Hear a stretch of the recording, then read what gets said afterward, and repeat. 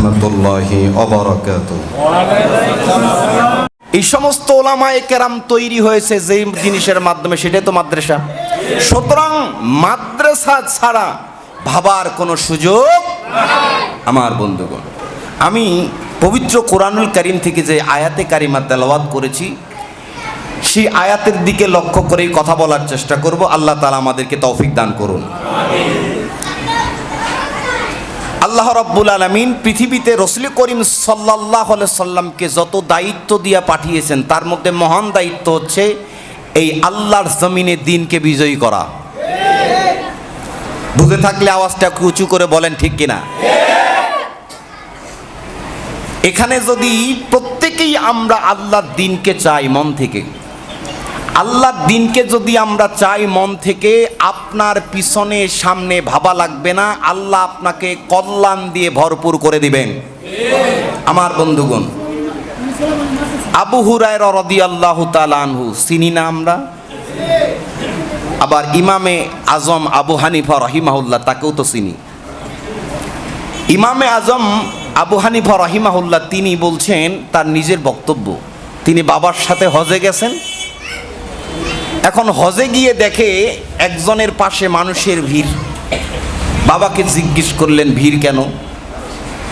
বলছে তিনি রাসূল করিম সাল্লাল্লাহু আলাইহি সাল্লামের সঙ্গ পেয়েছেন, বিধায় মানুষ তার কাছে জমা হয়েছে। সুবহানাল্লাহ। আমার বন্ধুগণ, জিজ্ঞেস করলেন, বিশ্বনবীর সঙ্গ পেয়েছে ভালো কথা, কিন্তু তার কাছে মানুষ কেন বারবার গিয়ে বসে থাকে? ইমামে আজম আবু হানিফা রাহিমাহুল্লাহর বাবা বলছেন, সন্তান তুমি শোনো, ওই মানুষটার কাছে জমা হয়ে বসে থাকার কারণ হচ্ছে বিশ্বনবীর জবান থেকে যত কথা বের হয়েছে সব কথা ওই মানুষটার কাছে পাওয়া যায়। সন্তান বলছেন, বাবা তাহলে আমাকে ভিড় ঠেলে আমাকে একটু সামনে পৌঁছায় দেন। কেন? আমি একটু শুনতে চাই। বাবা এবার সন্তানকে ভিড় ডেঙ্গায়া ভিড় ফাঁক করে সামনে বসায় দিলেন। তাহলে শোনো, তিনি বলছেন, আমি যখন বসলাম ওই ব্যক্তির জবান থেকে ওই সময় যেই কথাটা বের হচ্ছিল সেই কথাটা হচ্ছে এইরকম। তিনি বলছেন যে বিশ্বনবী মুহাম্মদুর রাসূলুল্লাহ সাল্লাল্লাহু, বিশ্বনবী বলে গেছেন, যদি কেউ তার ব্যক্তিগত জীবনে ইসলামকে আল্লাহর দ্বীনকে পরিপূর্ণভাবে বুঝে যায়, তাহলে আল্লাহর জমিনে তার কোনো পেরেশানি টেনশন থাকবে না। শুধু তাই নয়, আল্লাহর দ্বীনকে যদি পরিপূর্ণভাবে কেউ বুঝে যায়, তাহলে এমন জায়গা থেকে তার রিজিক আসবে যেই রিজিক সে কোনোদিন কল্পনাও করে নাই। আমার বন্ধু, আমরা আজকে দুনিয়ার পিছনে ছোটার জন্য দিনকে পাত্তাই দেই না। নামাজকে বলো না কাজ আছে, কাজকে বলো আমার ছোট্ট বাচ্চা গাইছে, আমরা জানি না এটা? রিক্সাওয়ালাও তো গায়, চালায় আর বলে নামাজকে বলো না কাজ আছে, কাজকে বলো আমার বন্ধুগণ, আমরা আজকে নামাজ যখন পড়তে হয় তখন আমরা বলি আমার কাজ আছে, ঠিক কিনা বলেন? আসল কথা তো এইরকম হওয়ার ছিল না। আমাদের বলা উচিত ছিল আমার নামাজ আছে, কাজ এখন স্টপ থাকবে। এই জমিনে যদি আল্লাহর দ্বীন প্রতিষ্ঠিত হয়ে যায়, সেই দিনের পর থেকে কোনো শ্রমিককে তার কাজে, আল্লাহর ইবাদতের সময়, ইসলামের কর্মসূচি পালনের সময়, ইসলাম প্রতিষ্ঠিত হওয়ার পর একদিনও কেউ বাধা দেওয়ার আর সাহস রাখবে না। এই জন্য ইসলাম ছাড়া অন্য কিছু চলে না। আল্লাহ রাব্বুল আলামিন বলছেন, হুয়াল্লাযী আরসালা রাসূলাহু বিল হুদা ওয়া দীনিল হাক্কি লিইয়ুযহিরাহু আলাদ-দীনি কুল্লিহি ওয়ালাউ কারিহাল মুশরিকুন। আল্লাহ রাব্বুল আলামিন বলছেন, যেই মহান দায়িত্ব দিয়ে বিশ্বনবীর আগমন, সেই দায়িত্বের কথা বলছেন আমি আমার বন্ধুকে পৃথিবীতে আবির্ভাব ঘটিয়েছি সত্য দিন হেদায়াত দিয়া, আমার বন্ধুগণের পরে বলছে লিউযহিরাহু আলাদ-দীনি কুল্লি, আর এই জন্যই আমি সত্য দিনের সাথে হেদায়েত তথা কোরআন দিয়ে পাঠিয়েছি, এই জন্য লিউযহিরাহু আলাদ-দীনি কুল্লি, পৃথিবীর সকল ধর্মের উপরে আমার দিন ইসলামকে বিজয়ী করার জন্য। ওয়ালাউ কারিহাল মুশরিকুন, কিন্তু এমন কিছু মানুষ থাকবে যারা মুশরিক, এরা কখনোই ইসলাম প্রতিষ্ঠিত হোক এটা তারা কোনোদিন চাইবে না। আছে না নাই? আমার বন্ধুগণ, আমি যখন এই আয়াতের শেষের কথাটা বলতে যাই যে এই জমিনে ইসলাম প্রতিষ্ঠিত হোক, অনেকেই চাইবে না, এটা যখনই আমি বলতে যাই তখন আমার আল্লামার কথা মনে পড়ে যে তার জীবনে দীর্ঘ 50 বছরের বেশি দেশ বিদেশে কোরআনের বাণী ছড়িয়েছে। তিনি তার বক্তব্যে বলেছিলেন, ইসলামকে চায় না, ইসলাম ভিত্তিক রাজনীতি চায় না তারা যারা বড় বড় বোতল খেতে চায়। ইসলাম প্রতিষ্ঠিত হোক চায় না তারা যারা সুদ খেতে চায়, ঘুষ খেতে চায়। সেই দিন বলেছিলেন, ইসলামকে চায় না তারা যারা জেলখানার নামে ক্লাস 9-এর একটা ছাত্রকে ধরে রিমান্ডের নামে নির্যাতন যেন করা যায় তার জন্য ইসলাম তারা কোনোদিন চায় না। আমরা বিগত 15 বছর দেখেছি ক্লাস 9 নয়, ক্লাস 7-এর ক্লাস 5ম শ্রেণীর ছাত্রদেরকেও রাতের আধারে ঘর থেকে নিয়ে হ্যান্ডকাপ পরিয়ে কারাগারে অন্ধকার জায়গায় রাখা হয়েছে। আরো আওয়াজ দিতে হবে আমার বন্ধু। সুতরাং আমি যেটা বলছিলাম, ইসলামকে বিজয়ী করার জন্যই নবীর আগমন, আর আমরা নবীর, আরো জোরে বলতে হবে। সুতরাং আজকে আমার মাইকের আওয়াজ যত দূর যেই জায়গায় যায়, যত উলামায়ে কেরাম আমরা আজকে রয়েছি, দলমত নির্বিশেষে যার যার আমল, যার যার আকীদা, যার যার বিশ্বাসকে তার জায়গায় রেখে আজকে এই কথা চূড়ান্তভাবে বলতে হবে, যদি আমরা মুমিন হই, মুসলমান হই, যদি নিজেকে ঈমানদার দাবি করি, নবীর ওয়ারিস দাবি করি, এই কথা চূড়ান্তভাবে বলতে হবে যে 5 তারিখে যারা এই বাংলাদেশে নতুনভাবে স্বাধীনতা এনে দিয়েছে, ইসলামের সঠিক কথাগুলো বলার পরিবেশ যারা এনে দিয়েছে, তারা যেই সত্য প্রতিষ্ঠিত করতে চেয়েছিল, যারা গণমানুষের অধিকারকে প্রতিষ্ঠিত করতে চেয়েছিল, যারা মানুষের বাক স্বাধীনতা প্রতিষ্ঠিত করতে চেয়েছিল, নিরাপদে একটা মা, নিরাপদে একটা বোন রাস্তায় হাঁটবে, তার বাড়িতে থাকবে, আর নিরাপদে ঘরের মালামাল রক্ষিত থাকবে, এটা যারা চেয়েছিল, যেই চাওয়ার বদলে গণ আন্দোলন করে নিজের জীবন, আমার দেশের তরুণ ছাত্র ভাইয়েরা শরীরের তাজা রক্ত রাজপথে বিলীনের মাধ্যমে যারা এই স্বাধীনতা এনে দিয়েছে, সেই স্বাধীনতা যারা এনে দিয়েছে তাদের লক্ষ্য, তাদের উদ্দেশ্য সম্পর্কে যদি আলোচনা করা না হয়, সেই আলোচনার প্রোগ্রাম কোনোদিন সফলতা এনে দিবে না। আপনাকে চূড়ান্তভাবে বলতে হবে, আল্লাহর জমিনে আল্লাহর দিন কায়েম করতেই হবে। আরো চিল্লায় বলেন ঠিক কিনা? আমার বন্ধুগণ, ইসলাম যদি প্রতিষ্ঠিত হয়, এদেশের চোরকে ধরে বাইতুল মুকাররম মসজিদের সামনে হাত কাটা হবে। আর একদিন যদি বাইতুল মুকাররম মসজিদের সামনে চোরের হাত কাটা হয়, পরের দিন থেকে চোর চুরি করার সাহস পাবে না। আমার বন্ধু, এখন তো ডিজিটাল চোরের আবির্ভাব হয়েছে। ঘরে আপনি টেবিল যত দূরেই মোবাইল রাখেন, ওখান থেকেই চম্বুকের মতো চুরি করে জানালা দিয়ে নিয়ে যায়। ফেসবুকে দেখেন নাই আপনারা? যারা দেখছে তারা বুঝতে পেরেছে, ঠিক না? দেশকে ডিজিটাল এমন এক জায়গায় পরিণত করছে আমার ভাইরা, এমন এক ডিজিটালে পরিণত করছে, চোরও ডিজিটাল কায়দা তৈরি করে ফেলছে, ঠিক কিনা? ডিজিটাল করবেন, করতে থাকেন, আমরা কি পারি না? এমন ডিজিটাল 6 হাত 7 হাত দূরে মোবাইল থাকে, আর মোবাইলের মালিক ঘুমায়, সকালবেলা উঠে দেখে মোবাইল নেই, কিন দিয়ে গেছে, কয় গরমের দিন বাতাস খাইছি, জানালা দিয়ে তো মোবাইল হ্যান দিয়ে গেছে গা। কথা কয় না? আমার বন্ধুগণ, জানালা দিয়ে মোবাইল চুরির সাহস তো দূরের কথা, ঘরের দরজা যদি খোলা থাকে রাত 12টা 3টা 4টা নয়, ইসলাম প্রতিষ্ঠিত থাকলে চোর আপনার ঘরের দিকে তাকানোর সাহস পাবে না। সুতরাং ইসলামকে চাইতেই হবে, ইসলাম প্রতিষ্ঠার কথা বলতেই হবে। ধরে বলেন ঠিক কিনা? এখন কি বলতে আর বাধা আছে? ভয় আছে? ইসলামের পক্ষে আপনি স্লোগান দিবেন, আপনার ভয় আছে? আগে ছিল, ঠিক কিনা? এমন হয়েছে আমার মাহফিলে ডিবি দিয়া 3 দিন ধরে পরিদর্শন করায়। আমার মতো ছোট একখানা মানুষ বিবি আমার দেখে কয়, হুজুর আপনি ওই নাকি? আমি কই, হ আমি ওই। কথা বুঝছেন কিনা? আমাকে দেখার পরে কয়, হুজুর আপনি নাকি? আমি কই, আমি হুজুর। থানা থেকে ফোন, এসআই আমাকে বলে, কয় হুজুর আপনার গ্রামের বাড়ি কোথায়? আমি কই, আপনি দায়িত্বরত কোথায়? কয় আমি তো এইখানে। আমি কই, আপনার ওই থানারই কৃতি সন্তান আমি। তিনি বললেন, তাহলে তার কোনো কথা নেই। আমি কই, জি দেখা হবে কালকে। গেছি, যাওয়ার পরে আমাকে কোর্ট থেকে একখানা পেপার ধরিয়ে দেওয়া হলো, যেখানে শর্ত কয়েকটা দিছে। 1 নাম্বার শর্ত, ভারতের বিরুদ্ধে বলা যাবে না। কথা বুঝেন নাই? যদি বলি তাহলে স্টেজ থেকে আমাকে গ্রেপ্তার করবে। আর আমি তো, আমার যেহেতু জন্মস্থান, ব্যাকআপ তো আমিও রাখছি। আমি বলছি স্টেজ থেকে নামানোর সাহস যেন না পাই, সেই লোক পিছনে বসে রাখছি। আর সর্বপ্রথম শুরু করছি ভারতের বিরুদ্ধে। আমি চিন্তা করছি আজকে বইলেই যাবো, ঠিক কিনা?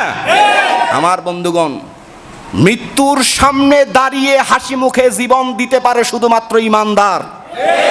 এই প্রমাণ এই বাংলার জমিনে দেখিয়েছে আমার বন্ধুগণ। সুতরাং যারা ইসলামকে প্রতিষ্ঠার জন্য জীবন দিয়েছে ফাঁসির কাস্টে ঝুলে, যারা ইসলামকে প্রতিষ্ঠা করার জন্য আয়না ঘরে 8 বছর 10 বছর কাটিয়েছে স্ত্রী পুত্র সন্তানকে ছেড়ে, তাদের উদ্দেশ্যকে আপনি বাস্তবায়িত করার পিছনে কথা বলবেন না, আপনি কিসের ইমানদার?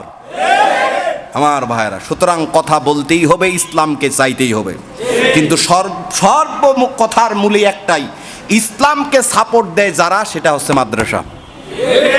যেহেতু মাদ্রাসার প্রোগ্রাম, এই জন্য মাদ্রাসাকে ভুলে কথা বলা, কথা কিন্তু মনে রাখবেন। তাহলে আমি বলছিলাম, আল্লাহ তাআলা দ্বীনকে বিজয়ী করার জন্য নবীর আগমন, নবীকে দায়িত্ব দিলেন, আপনি পৃথিবীতে যাবেন আর আমার জমিনে এই ইসলামকে বিজয়ী করবেন। এখন আমরা এই নবীকে ভালোবাসি কম না বেশি? নবী এখন আছে না গেছে? গেছে, দুনিয়াতে আছে, গেছে। এখন নবী নেই, নবীর ওয়ারিশ দাবি করি আমরা যারা, দায়িত্ব তাদের কাঁধে আছে কিনা?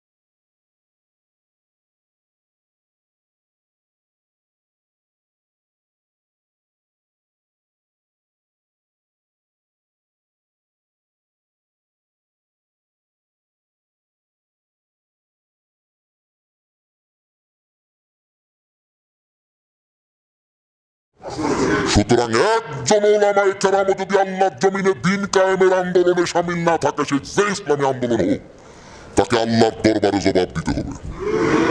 কথা বলেন ঠিক কিনা? পিঠ বাঁচানোর চিন্তা করলে, চাকরি বাঁচানোর চিন্তা করলে ঈমান আপনার থাকবে না। কথা কয় না? বলতে পারেন হুজুর কেমন করে বললেন? জি এটাই বললাম। আপনি 15-16 বছর ইসলামের কথা বলতে পারেন না, আর আজকে বলতে পারছেন, তাহলে আপনি এখনো যদি আপনার ফিট বাঁচাতে চান, চাকরিকে বাঁচাতে চান, নিজের স্বার্থকে বাঁচাতে চান, তাহলে আপনার মতো বেঈমান বাংলার জমিনে আর কেউ থাকবে না। ইসলামকে বিজয়ী করতে হবে, ইসলামকে বাংলার জমিনে চাইতেই হবে, এটা প্রত্যেকের লক্ষ্য উদ্দেশ্য থাকবে। আমার বন্ধুগণ, এবার আসি, ইসলাম যদি প্রতিষ্ঠিত হয় তাহলে আমাদের ফায়দাগুলো কি হবে? 1 নম্বর, আমরা জানি ইসলামের পূর্ব যুগটা ছিল অন্ধকার। এই যুগে নারীদের যে অবস্থা ছিল আমরা অনেকেই জানি। তার ভিতরে আমি কিছু বলবো। আমি যখন এই বিষয়গুলো আলোচনা করি, যে বিষয়গুলো আমি আলোচনায় আনি সেটাই বলছি। ইসলামের পূর্ব যুগে নারীদের অবস্থা ছিল, এমন মা বোন যারা আছেন তারা খেয়াল করবেন, নারীদের অবস্থা ছিল এখনো বিবাহ হয় তখনও বিবাহ হয়, এখন বিবাহ হয় এক প্রথায়, তখন বিবাহ প্রথা ছিল 3টা। জোরে বলেন কয়টা? 1 নাম্বার প্রথা ছিল আমরা এখন যেইভাবে করছি, ছেলে এবং মেয়ে একজনের প্রস্তাবে আরেকজন কবুল করে, যে বিবাহ প্রথা, এটা তখন ছিল 1 নাম্বার। নাম্বার 2, যেই প্রথা চালু ছিল সেই প্রথাটা হচ্ছে একজন নারী একজন পুরুষের বিবাহ হবে ঠিক, কিন্তু নারীর যখন প্রথম পিরিয়ড দেখা দিবে তখন একটা চিকিৎসা বিজ্ঞান যে থিওরি দেয়, বিজ্ঞান যেই বলে, যখন নারীর পিরিয়ড হয় তখন এই পিরিয়ডের পরে কাছাকাছি দিনগুলোতে একজন মা একজন বোন কনসেপ্ট করার জন্য খুব সম্ভাবনা থাকে। ওই সময়টাতে যে কোনো মা বোন গর্ভধারণ করতে সক্ষম হয়। আমার বন্ধুগণ, এই জন্য সেই বিবাহ প্রথা ছিল যে বিবাহ হবে ঠিকই যখন আমার কোনো মা বোন অসুস্থ হবে, সেই অসুস্থতা যেটা তাদের প্রতি মাসে হয়, এই অসুস্থতা যখন হবে তখন অসুস্থতা হওয়ার দিন থেকে শুরু করে যখন সেরে উঠবে এই পর্যন্ত, তারপরে সন্তান গর্ভে ধারণ করা পর্যন্ত স্বামী তার সাথে মিলিত হতে পারবে না। মিলিত হতে হবে অন্য কোনো সুঠাম দেহের অধিকারী পুরুষের সাথে। তাদের চিন্তা ছিল যে যদি সুঠাম দেহের সুন্দর দেহের কোনো পুরুষের সাথে মিলিত হয় তাহলে গর্ভে যে সন্তান আসবে সেটা সুঠাম দেহের হবে, দেখতে সুন্দর, কথাবার্তা ভালো, চেহারা সুন্দর হবে, এটা তাদের প্রথা ছিল। এই জন্য কি করতো, স্ত্রীকে অন্য পুরুষের সাথে মিলিত হওয়ার সুযোগ দিত। নাউজুবিল্লাহ পড়েন। এটা ছিল ইসলাম প্রতিষ্ঠার পূর্ব যুগের কথা বলছি। সেই অবস্থা যদি এখন থাকতো, ঝামেলা আছে না নাই? আছে না নাই? এমনি যদি স্ত্রী দেখে যে কথা কয় ফোনে, আবার স্বামীও যদি দেখে কথা কয় ফোনে, ওই দিনই মারামারি লাগছে। কথা কয় না? প্রত্যেক দিন স্বামী এসে গার্মেন্টস থেকে এসে স্ত্রীর মোবাইল চেক দেয়, আবার স্ত্রী এসে স্বামীর মোবাইল চেক দেয়। যাদের দিছে তারা ঠিক বলে ফেলছে। কথা কয় না? আমার বন্ধুগণ, তো ওই প্রথা ছিল যে যদি আমি সুঠাম দেহের অধিকারী কোনো পুরুষের সাথে আমার বউকে মিলিত হতে দেই তাহলে সুন্দর সন্তান গর্ভে আসবে, সন্তান আসলেই পরে আবার স্বামী মিলিত হবে। কি জঘন্য এক প্রথা ছিল, দেখছি না? 3 নাম্বার যে বিবাহ প্রথা ছিল, এই বিবাহ প্রথা আরো জঘন্য। স্ত্রী স্বামী স্ত্রী বিবাহ হলো, হওয়ার পরে স্ত্রীকে বলা হবে তুমি 10 জন পুরুষকে পছন্দ করো, যেই 10 জনকে ভালো লাগে। একাধারে 1, 2, 3 এভাবে করে 10 জন পুরুষের সাথে তার স্ত্রীকে বলবে মিলিত হতে হবে। নাউজুবিল্লাহ। মিলিত হওয়ার পর যখন গর্ভে সন্তান আসবে তখন স্ত্রীকে বলা হবে এবার ওই 10 জনকে মাঠে জমা করো, আর তুমি এবার যাকেই বলবা তোমার গর্ভের সন্তানের পিতা তাকেই বলে দেওয়া হবে। এখন 10 জন মাঠে হাজির, স্ত্রীও হাজির, বিচারক হাজির। এই স্ত্রী তাকায় দেখছে কাকে বলবো কাকে বলবো কাকে বলবো, হঠাৎ করে যাকে ভালো লাগে বলে আমার গর্ভের সন্তানের পিতা হচ্ছে ওই। ফেলবে, সে না হলেও তাকে মেনে নিতে হবে। কথা বুঝছেন কিনা? এখনকার যুগে কেস মামলা হয় আমি তো পিতা না, আবার নারীরা কেস করে আমার সন্তানের পিতা সলিমউদ্দিন ওই, ঠিক কিনা? চলছে মামলা চলছে, সন্তান মেনে নেয় না। পরে পরীক্ষা নিরীক্ষা করে দেখে যে সন্তানের মালিক সলিমউদ্দিন নয়, সন্তানের মালিক হচ্ছে বাড়ির পাশের আলিমউদ্দিন। কথা কয় না? আমার বন্ধুগণ, এই 3টা বিবাহ প্রথা সেই সময় অন্ধকার যুগে চালু ছিল। আমার বন্ধুগণ, আজকে যদি এই প্রথাগুলো চালু থাকতো তাহলে সমাজ আজকে বিশৃঙ্খলায় পরিণত হতো। দিনে রাত 24 ঘন্টা শুধু মারামারি আর কাটাকাটি, ঠিক কিনা? কিন্তু সেটা আর হয় নাই। ইসলাম যখন বিজয়ীর দায়িত্ব নিয়ে, মহান দায়িত্ব নিয়ে বিশ্বনবী আগমন করেছেন, সেই বিশ্বনবী যখন আসার পরে আল্লাহর জমিনে পৃথিবীর জন্য ইসলামকে প্রতিষ্ঠিত করেছেন, সঙ্গে সঙ্গে সেই প্রথাগুলো দূরীভূত হয়ে আলোকিত প্রথা এই জমিনে চালু হয়েছে। এবার বলেন, ইসলামের দরকার আছে না নাই? আমার বন্ধুগণ, এবার আসেন, নারীদের প্রথা আরেকটা ছিল জীবন্ত কবর দেওয়া। আমরা সকলেই জানি। সাহাবীকে জিজ্ঞেস করা হলো, কেন কান্দো? সাহাবী বলে, আল্লাহ রাসূল, আমার মেয়েটাকে যখন আমি জীবন্ত কবর দেওয়ার জন্য গর্তে ফেলেছি, সেই সময় আমার সুদর্শন সুন্দর চেহারা সারাদিন শুধু আমাকে আব্বু আব্বু বলে ডাকে। আমার ভাইয়েরা, আমার বোনেরা, আপনাদের মেয়ে সন্তান আছে না নাই? কার কার আছে হাতগুলো একটু দেখি। আল্লাহ এই ভাইদের মেয়েদেরকে কবুল করুন, হাত নামান। যাদের নাই তাদের কপালে আল্লাহ তাআলা মেয়ে দান করুন। আমার 2টাই মেয়ে, ছেলে নাই, ছেলে দিয়ে আমাকেও কবুল করুন। আমার বন্ধুগণ, সাহাবী বলছেন, ইয়া রাসূলুল্লাহ, ইয়া হাবিবাল্লাহ, আমার সন্তানটাকে, আমার মেয়ে সন্তানটাকে যখন আমি জীবন্ত কবর দেওয়ার জন্য গর্তে ফেলেছি, সেই সময় যখন মাটিগুলো চাপা দিচ্ছিলাম, চাপা দেওয়ার সময় তার শরীরে যখন মাটিগুলো হাড় হামেশে গিয়ে লেগে আবার ধাক্কা খেয়ে যখন আমার দাড়িতে এসে ধুলাবালিগুলো লাগতো, তখন আমার ওই কন্যা সন্তানটা হাত বাড়ায়া বাড়ায়া আমার দাড়ি থেকে মাটিগুলো সরাচ্ছিল। কথা বুঝেন নাই? তিনি বলছেন, আমি আমার মেয়েটাকে জীবন্ত কবর দেওয়ার জন্য গর্তে ফেলেছি, মাটি চাপা দিচ্ছি, আর আমার সন্তানটা মহব্বতে আমার দাড়ি থেকে মাটি সরাচ্ছে আর বলছে, বাবা তোমার দাড়িতে তো মাটি লাগছে। ওগো আল্লাহ রাসূল, এর এই দৃশ্যটা যখনই আমার মনে পড়ে তখনই আমি অঝোর ধারায় কেঁদে দেই। আমার ভিতরটা ফেটে যায়, চোখের পানি আর ধরে রাখতে আমি পারি না। এই জন্যই আপনার দরবারে এসে আমি কেঁদে দিয়েছি। আল্লাহ রাসূল, আমি কি আল্লাহর কাছে ক্ষমা পাবো কিনা জানি না। আল্লাহ রাসূল বললেন, যদি তওবা করে নতুনভাবে ইসলামে আসো তাহলে আল্লাহ রাব্বুল আলামিন তোমার পূর্বের গুনাহ সব মাফ করে দেবে।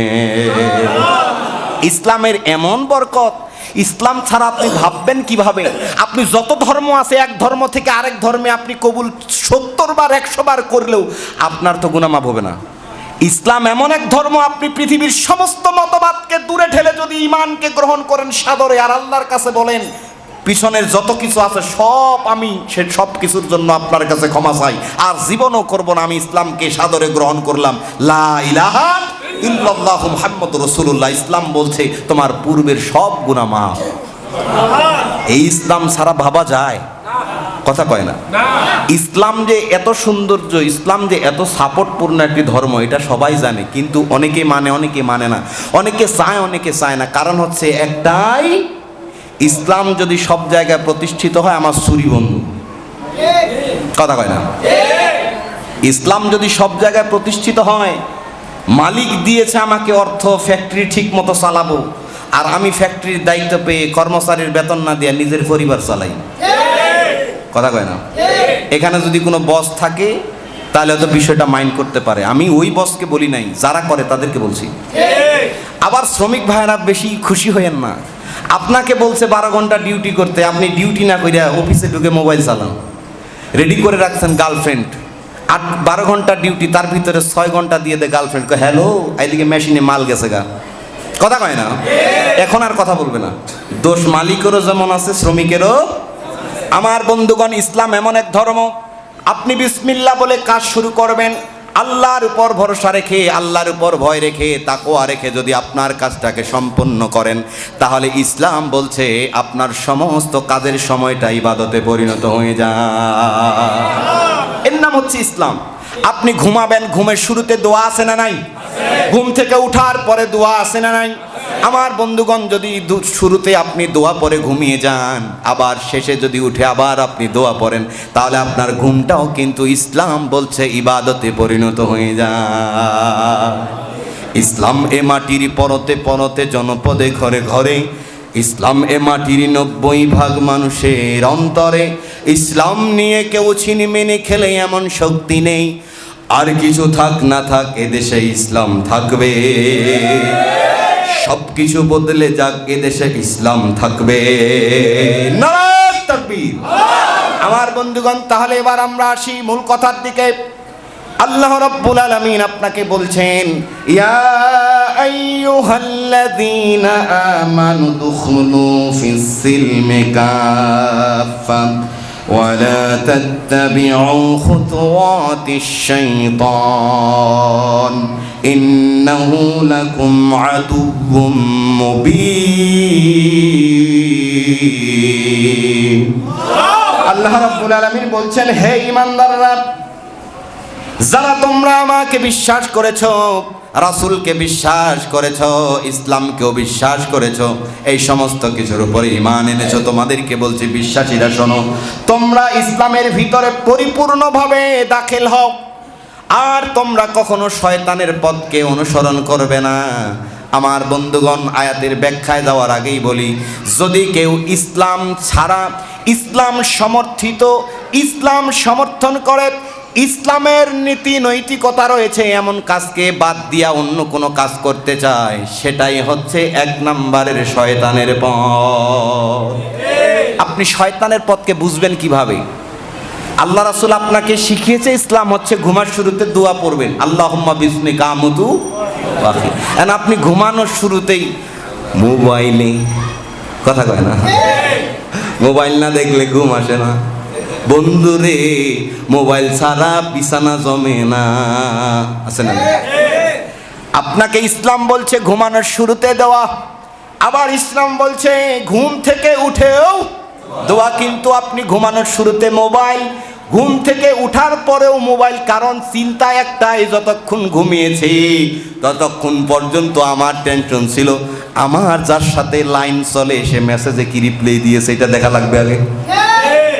এই রিপ্লাই দেখতে দেখতে আর উত্তর দিতে দিতে ফজর যে মসজিদে চলে গেছে খবর থাকে না।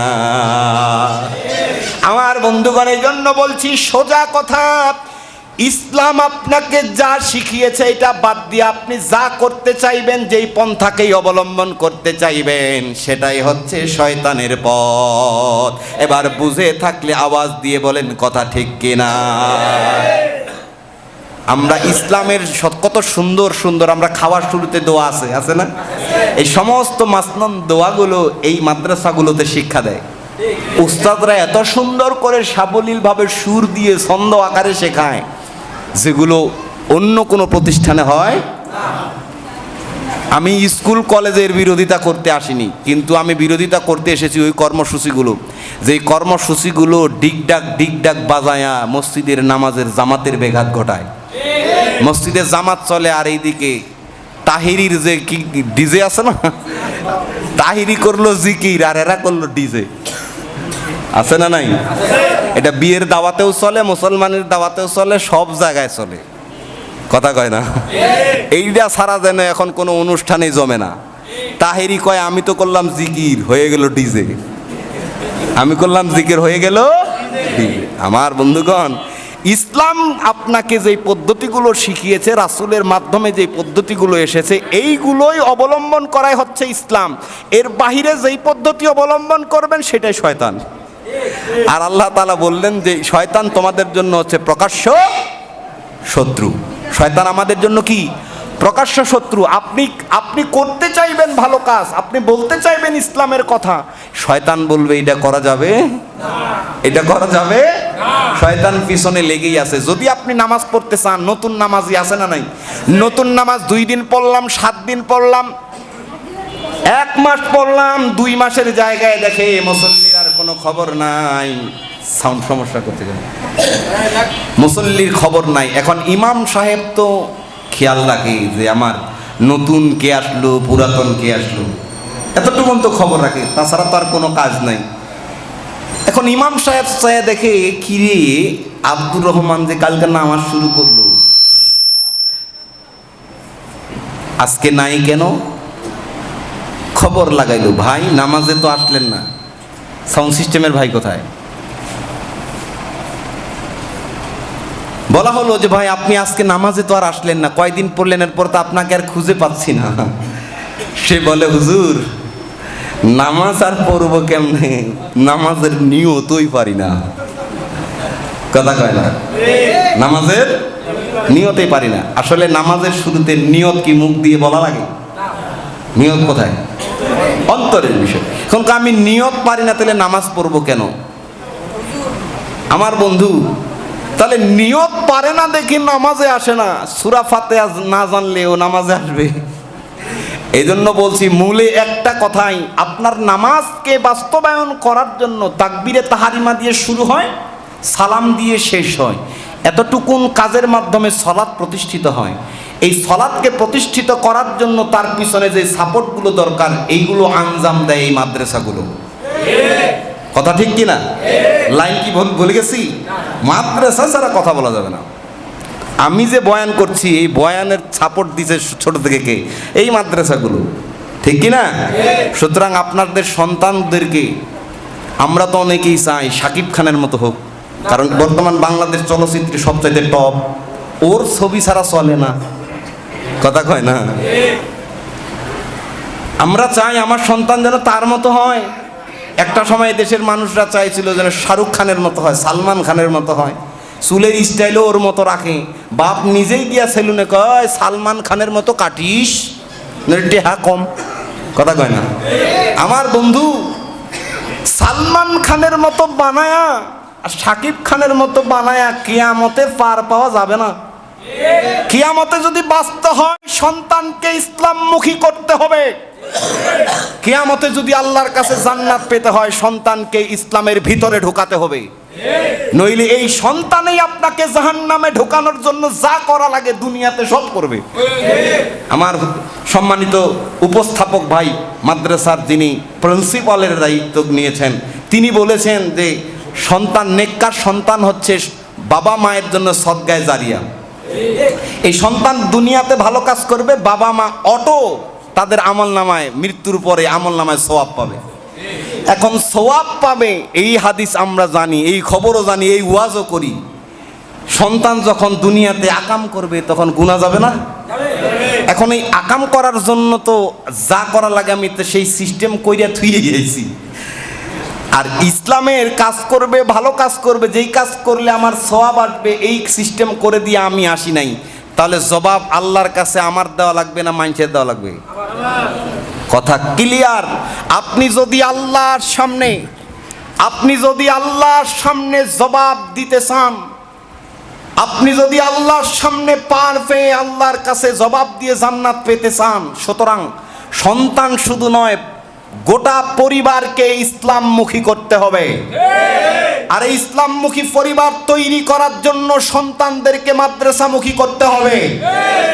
আজকের পর স্কুল, কলেজ, ভার্সিটির শিক্ষক ছাত্ররা আমার বিরোধিতা করতে পারে, কিন্তু এটাই চূড়ান্ত কথা, এদেশে শান্তি প্রতিষ্ঠিত করতে পারে যেমন ইসলাম। সুতরাং মাদ্রাসার ছাত্রবিহীন দাঙ্গা তৈরি করে সমস্ত ওই শিক্ষিত মানুষেরা। আমার ভাইয়েরা, আজ পর্যন্ত মাদ্রাসার কোনো ছাত্রকে সিগারেট ব্যবহার করতে দেখেছেন? কথা কয় না? দেখেছেন? কেউ দেখেন নাই। কিন্তু এমনও প্রমাণ আছে রহ ভার্সিটিতে যাওয়ার আগে একটা, ফিরার পরে আরেকটা। কথা কয় না? ব্যাগ তো আবার কাঁধে নেওয়া যায়, ব্যাগ নিচে কাঁধে, মোবাইল চলছে হাতে, চলছে ভার্সিটি। এভাবেই রুমে ঢোকার পরে কিছুক্ষণ শিক্ষকের লেকচার শোনার পরে ফেরত, আবার টিপটাপ। কথা কয় না? মাদ্রাসার ছাত্রকে দেখেন এইভাবে, বুকের ভিতরে কোরআনটা নিয়ে ক্লাসে ঢোকে, আবার এখান থেকে বুকে কোরআনটা নিয়ে ফেরে। এই সন্তানই তো কিয়ামতে আপনাকে নাজাতের জারিয়া তৈরি করতে পারে। আপনি কিভাবে মাদ্রাসায় সন্তান না দিয়ে ভাবতে পারেন? সন্তান যদি দুইটা থাকে, আজকে ওয়াদা করতে হবে একটা সন্তানকে মাদ্রাসায় দেব ইনশাআল্লাহ। হাতগুলো দেখতে চাই, আরো ধরে বলেন, এবার হাত নামান। বলতে পারেন হুজুর যেই ওয়াদা করালেন সন্তান তো আমার নাই, আমি দোয়া করি সন্তান হোক, এই সন্তান বড় হোক, তারপরে মাদ্রাসায় দিবেন। নিয়ত করছি আল্লাহ কবুল করবে ইনশাআল্লাহ। সন্তান দুইটার ভিতরে একটা কথাই দিব, আরেকটা স্কুলে পড়বে। আমি স্কুল, কলেজ, ভার্সিটির ওই বিরোধিতা করি নাই, যেগুলো সব বন্ধ করতে হবে। আমার যেই সকল ভাইরা বাহিরে দাঁড়িয়ে আছে, আমি খুব খুব গুরুত্বের সাথে আপনাদেরকে মহব্বত করে বলছি, আপনাদেরকে আমার খুব ভালো লেগেছে, গুরুত্বের সাথে কথাগুলো শুনছেন। আমি আরেকটু অনুরোধ করব, ভিতরে যদি বসা যায় তাহলে আমি খুব খুশি হব ভাইরা আমার। আর অল্প কিছুক্ষণ কথা হবে, আমরা একটু ভিতরে চলে আসি। জি, একটু ভিতরে চলে আসি ভাইরা আমার। জি, যারা আল্লাহর কথা বলে, আল্লাহর পথে চলে, আল্লাহকে সপে, আল্লাহকে ভালোবেসে সপেছে জীবন, তাদের কিসে ভয়, কে করে পরাজয়, শহীদি তামান্নাতে নাচে তার মন। ঠিক কিনা?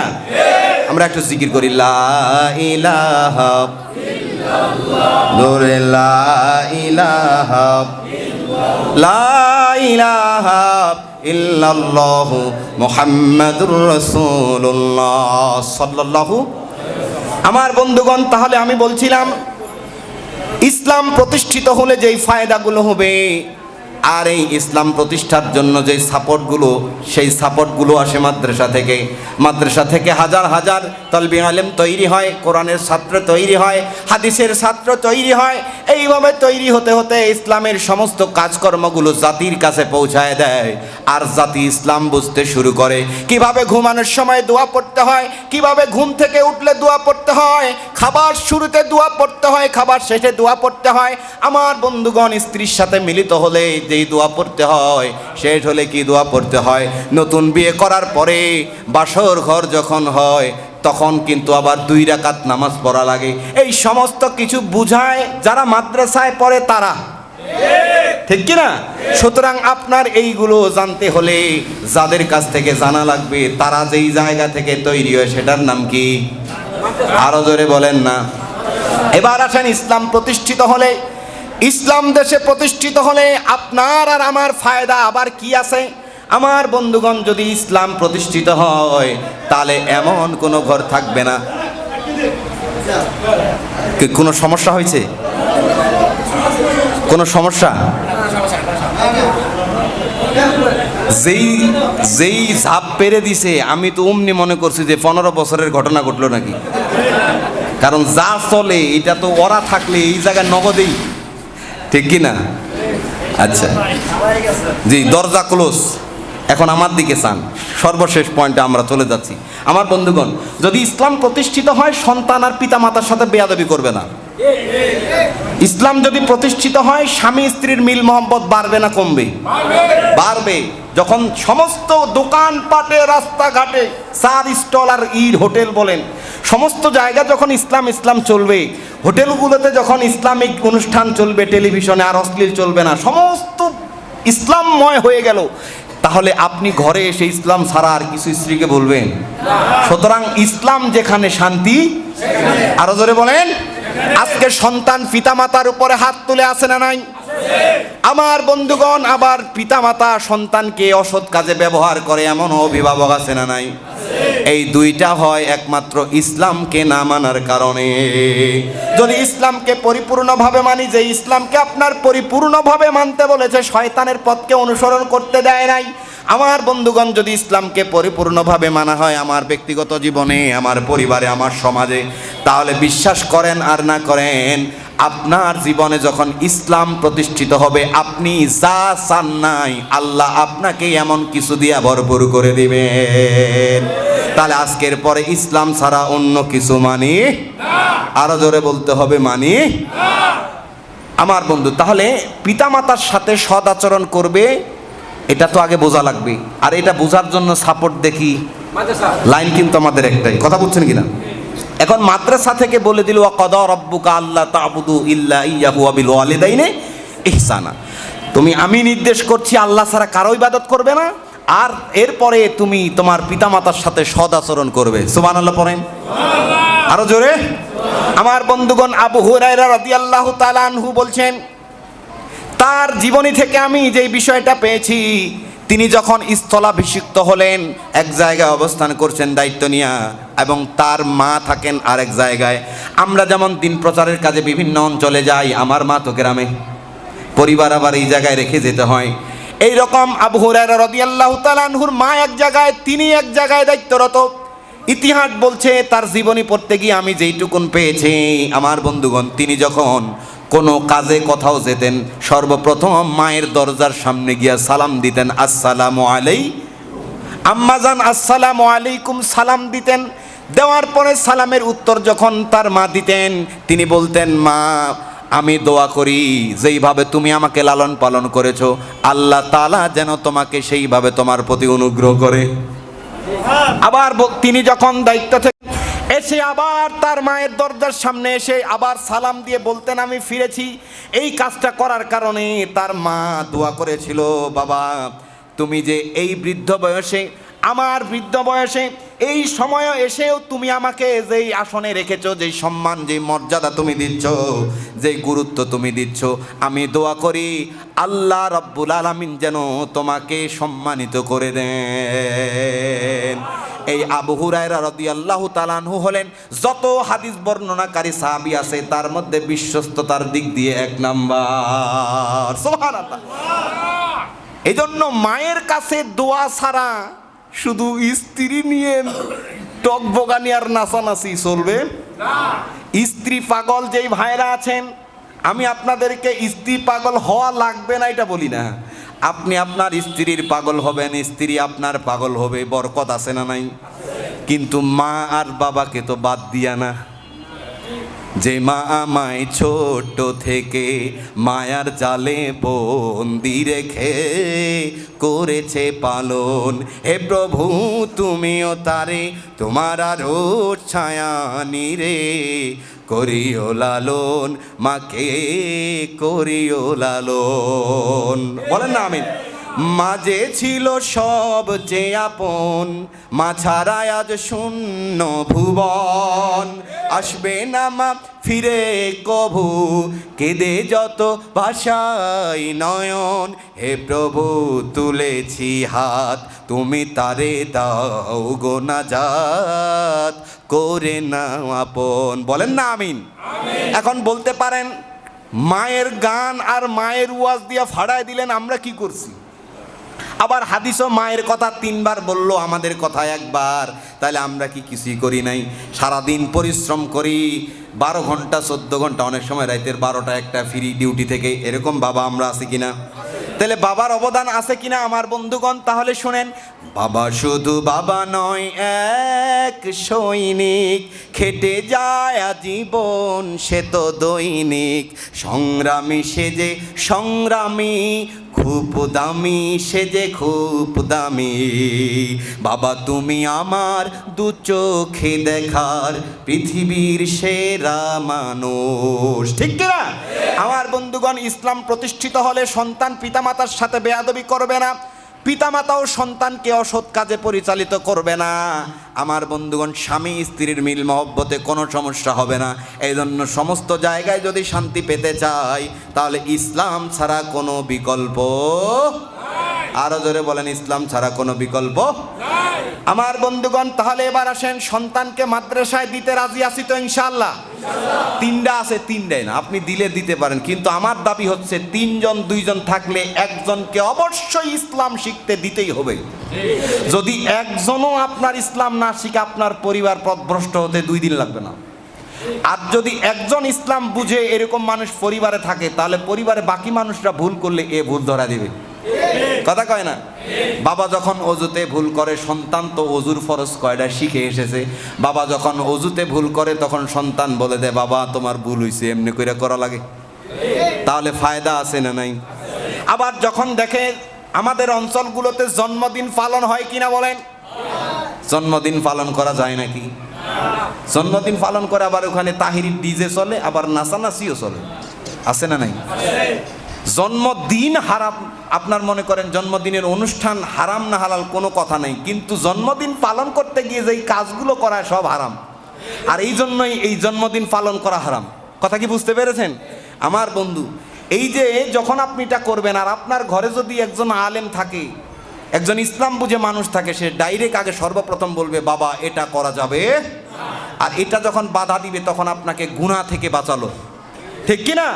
এই জন্য আপনাকে একজন হলেও ইসলাম শিক্ষা অর্জনের জন্য তাকে রাখতেই হবে। আমার বন্ধুগণ, আল্লাহ রাসূল সাল্লাল্লাহু আলাইহি সাল্লামের হাদিসে এসেছে, সন্তান যখন দ্বীনি ইলম অর্জনের জন্য রাস্তায় বের হয়, তখন আল্লাহর ফেরেশতারা তাদের পাখনাগুলো তাদের পায়ের নিচে বিছায় দেন। সুবহানাল্লাহ পড়বেন না? এমনকি প্রত্যেকটা প্রাণী তাদের জন্য আল্লাহর কাছে মাগফিরাত কামনা করে, তাদের জন্য দোয়া করে। আমার বন্ধুগণ, শুধু তাই নয়, তাফসিরের একটা কিতাবের বর্ণনা বলছি। একজন ব্যক্তির কবরের আযাব দেখলেন সাইয়েদনা মুসা আলাইহিস সালামের জামানায়, তিনি দেখলেন। দেখার পরে আবার একদিন, আমি শর্ট করে বললাম, আবার একদিন দেখে সেই কবরের আযাব তো হচ্ছে না, চুপচাপ, কোনো আওয়াজ শোনা যায় না। এবার তিনি কবরবাসীকে ডেকে বললেন, এমন অবস্থা কেন? একদিন দেখলাম আযাব হয়, আরেকদিন দেখলাম আযাব হচ্ছে না। অবস্থায় পৃথিবী থেকে আমাকে আল্লাহ কবুল করে নিয়েছেন, আমি কবরে আসলাম, আমার আযাব শুরু হলো, আযাব চলছে। এখন আমার সন্তানের বয়স হয়েছে, বিদ্যালয়ে দেওয়ার, শিক্ষার সাথে সংযুক্ত করার বয়স যখন এসেছে, আমার স্ত্রী আমার সন্তানটাকে মাদ্রাসায় ভর্তি করিয়েছে। আলহামদুলিল্লাহ। যখন মাদ্রাসায় ভর্তি করিয়েছে, সর্বপ্রথম পড়া আমার সন্তান শুরু করেছে বিসমিল্লাহির রহমানির রহিম। এই বিসমিল্লাহির রহমানির রহিম কার নাম আছে? আমার বন্ধু কবরবাসী বলছে, আল্লাহর পয়গাম্বর, আমার সন্তানটা যখন আল্লাহর নাম নেয়, আল্লাহ দয়াবান, আল্লাহ দয়ালু যখন আমার সন্তান বলেছে দুনিয়াতে, সঙ্গে সঙ্গে আল্লাহ খুশি হয়ে আযাবের ফেরেশতাদেরকে হুকুম করেছে, ফেরেশতারা শোনো, আজকের পর যেই পিতার সন্তান আমাকে দয়াময় দয়ালু বলেছে, সেই সন্তানের পিতার কবরের আযাব আজকের পর আর থাকবে না, তোমরা বন্ধ করে দাও।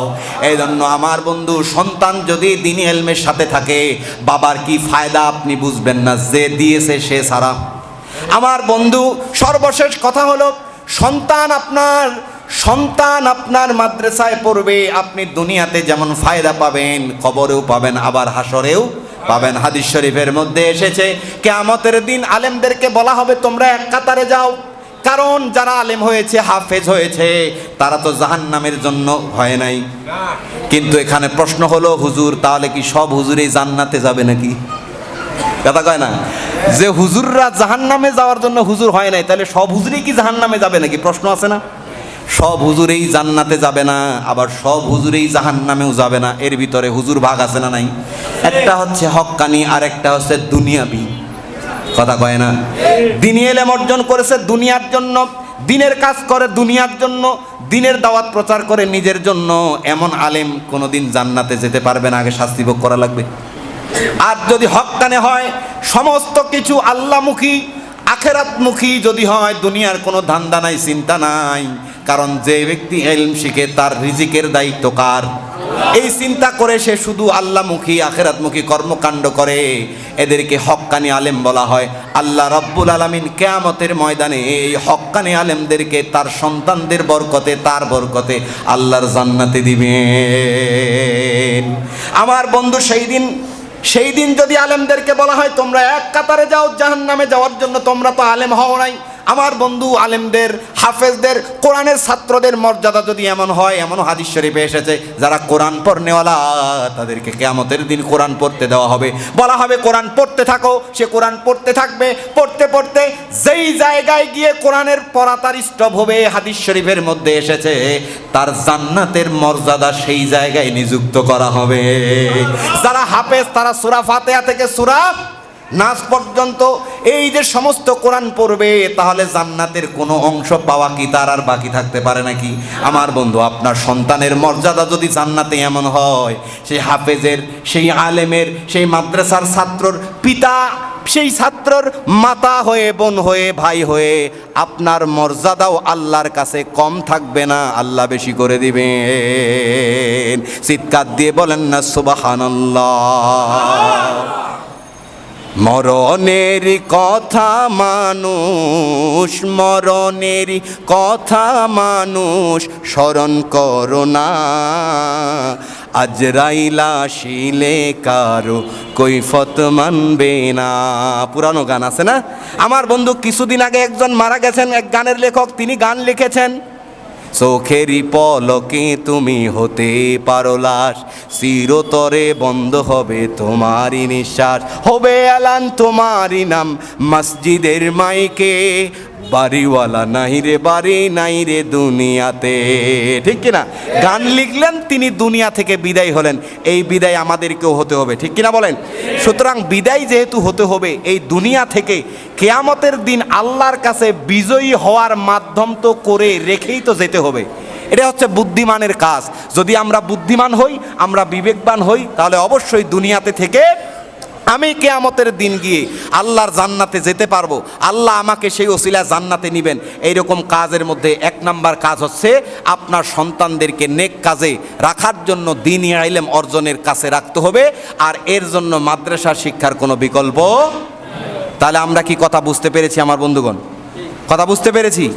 তাহলে আর তো আলোচনার আজকে আর কিছুই থাকে না। আমি আপনাদেরকে আর বিরক্ত করতে চাই না, আমি আপনাদেরকে আর বিরক্ত করতে চাই না, যেহেতু আপনারা অনেকেই শ্রমিক ভাইরা এসেছেন গার্মেন্টস থেকে ডিউটি করে, বাসায় গিয়ে খেতে হবে।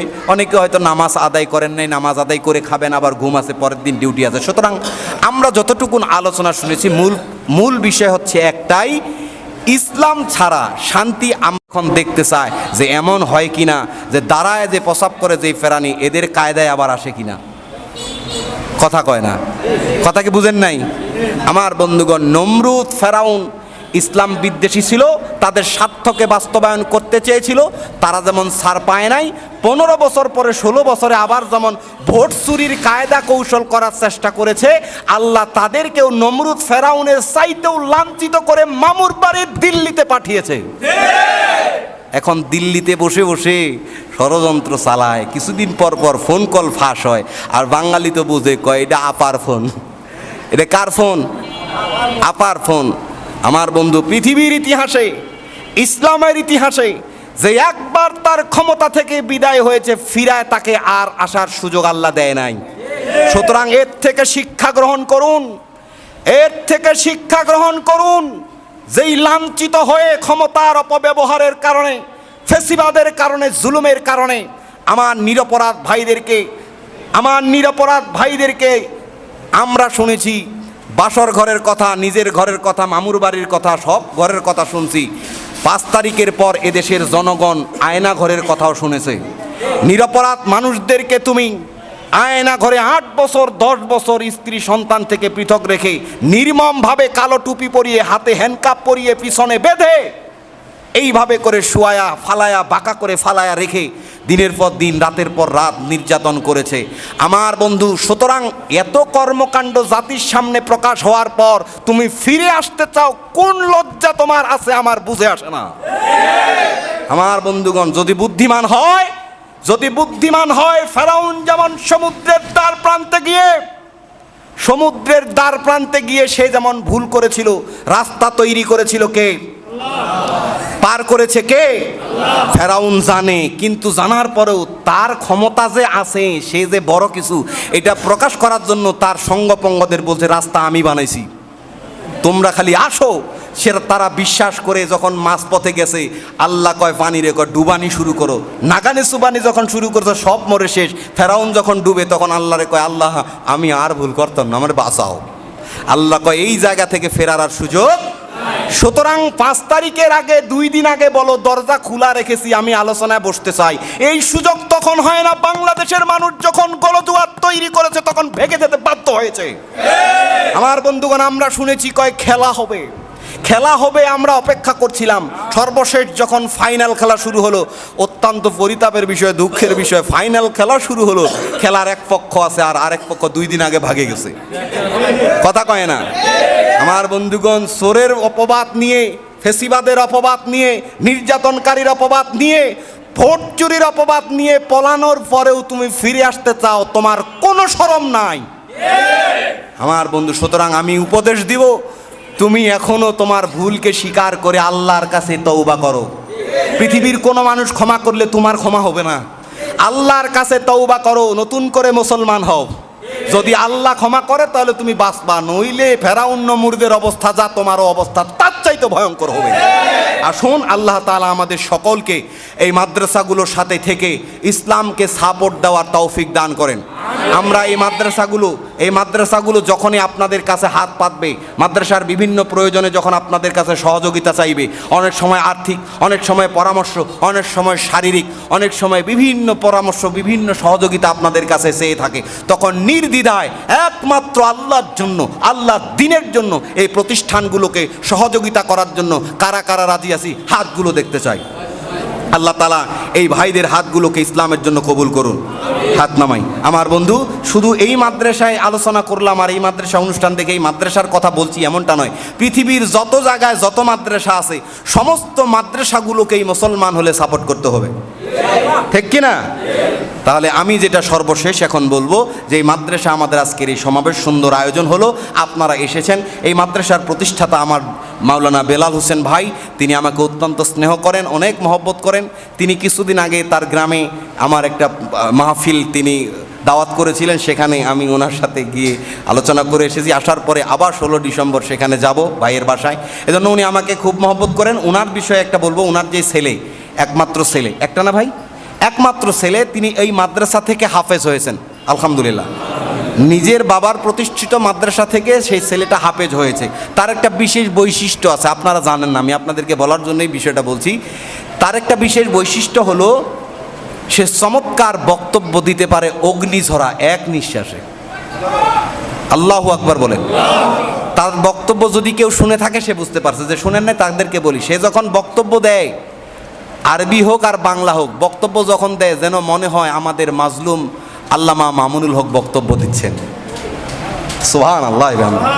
এই ছাত্রটা এখানে হেফজ শেষ করার পরে শুনানির জন্য এখন যেখানে তিনি আছেন, এই ছাত্র আছে, সেটা হচ্ছে বাংলাদেশের মধ্যে আলোচিত একটি প্রতিষ্ঠান, প্রাইভেট প্রতিষ্ঠানদের মধ্যে যতগুলো আছে তার ভিতরে সিরিয়ালে যদি খোঁজেন 1-2 এর পরে নাই। সেই প্রতিষ্ঠানটার নাম বললে আপনারা চিনবেন। সারা বাংলাদেশের 90টি শাখা তাদের আছে, সেটা হচ্ছে তানজিমুল উম্মাহ। আন্তর্জাতিক পর্যায়ে যাদের মান, আন্তর্জাতিক পর্যায়ে যাদের পরিচিতি, এই তানজিমুল উম্মার যে শাখা আপনাদের আশুলিয়া সাধুপাড়ায় অবস্থিত, সেখানে সে শুনানি দিচ্ছে। পাশাপাশি যে দুনিয়াবী শিক্ষা, বাংলা ইংরেজি গণিতের যে একটা আঞ্জাম, এগুলো পাশাপাশি তার শেখানো হচ্ছে। আমার বন্ধুগণ, তাহলে আমরা সকলেই দোয়া করব এরকম সন্তান শুধু উনার নয়, আমাদের